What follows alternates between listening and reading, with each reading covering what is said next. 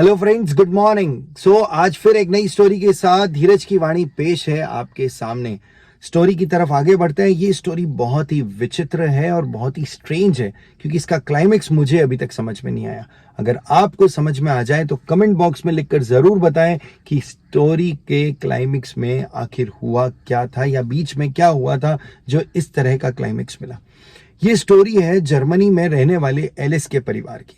Germany के एक छोटे से कस्बे में कह दो या गांव में कह दो, एलिस का परिवार रहता था। एलिस एक छोटी सी बच्ची थी और उसके पिताजी थे जॉन विक्टर और उसकी माताजी साथ रहते थे और ये बहुत ही खुशनुमा जीवन व्यतीत कर रहे थे, हंसी खुशी खेल रहे थे। एलिस अपने पिता की बड़ी लाडली थी और हर रात वो एलिस अपने पिता के साथ खेला करती थी। उसके पिता भी उसे समय पर आकर टाइम दिया करते थे ताकि एलिस कमी ना लगे कभी भी उस प्यार की। ऐसे ही ये जीवन चल रहा था और ये जीवन बड़ा खुशनुमा चल रहा था। बड़े खुशी हंसी खुशी खेल रहे थे कि एक रात एलिस बड़ी बीमार पड़ गई। एलिस को काफी तेज खांसी हो गई और एलिस के पिता जॉन विक्टर बाहर दवाई लेने के लिए निकले। वो जब दवाई लेने के लिए निकले तो फिर कभी लौट कर ना आए। ये बात सभी लोगों के लिए बड़ी स्ट्रेंज थी। उन लोगों ने, उसके परिवार वालों ने, जो आसपास रहा करते थे, सब ने एलिस के पिता को ढूंढने की बड़ी कोशिश की। एलिस के पिता या के बारे में कुछ नहीं पता चला, ना कोई एक्सीडेंट हुआ था उन दिनों में उसके आसपास कि उसमें कुछ हो गया हो, कोई ध्यान नहीं रहा।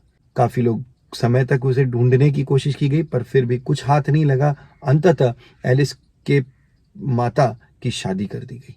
एलिस के माता की शादी उसके परिवार वालों ने किसी दूसरे बंदे से की और वो गांव छोड़कर दूसरे गांव में एलिस के साथ रहने चली गई। धीरे धीरे समय बीतता गया और एलिस भी शादी के लायक हो गई। जब एलिस बहुत बड़ी हो गई, मतलब शादी के लायक हो गई, तो एलिस की शादी कर दी गई। एलिस ने अपनी शादी में अपनी माता से अपना वही घर मांगा एज अ गिफ्ट जहां पर वो बचपन में रहा करती थी, क्योंकि उसे अपने पिता की बड़ी याद आती थी। तो एलिस अपने पति के साथ अपने पिता के घर में रहने चली गई। एलिस और उसके पति जॉन स्मिथ बहुत हंसी खुशी रह रहे थे और कुछ समय बाद उन्हें भी एक बेटी हुई। बेटी बड़ी खूबसूरत थी और बिल्कुल एलिस के जैसी दिखती थी, इसलिए उसका नाम एलिशिया रख दिया गया, क्योंकि वो एलिस के जैसी ही दिखती थी जैसी एलिस बचपन में दिखती थी। एलिशिया, एलिस और उनके पति जॉन स्मिथ बहुत अच्छे से वहां पर भी जीवन व्यतीत कर रहे थे और एक रात को एलिशिया की भी बड़ी तबीयत खराब हो गई। बहुत तेज खांसी चलने लगी उसे और एलिशिया के पिता जॉन स्मिथ ने बाहर जाकर उसके लिए दवाई लाने के लिए कहा। तो एलिस ने उन्हें रोक दिया और कहा, नहीं, आज तो हरगिज मैं आपको नहीं जाने दूंगी, क्योंकि आज वही काली रात है जिस दिन मेरे पिता गायब हुए थे।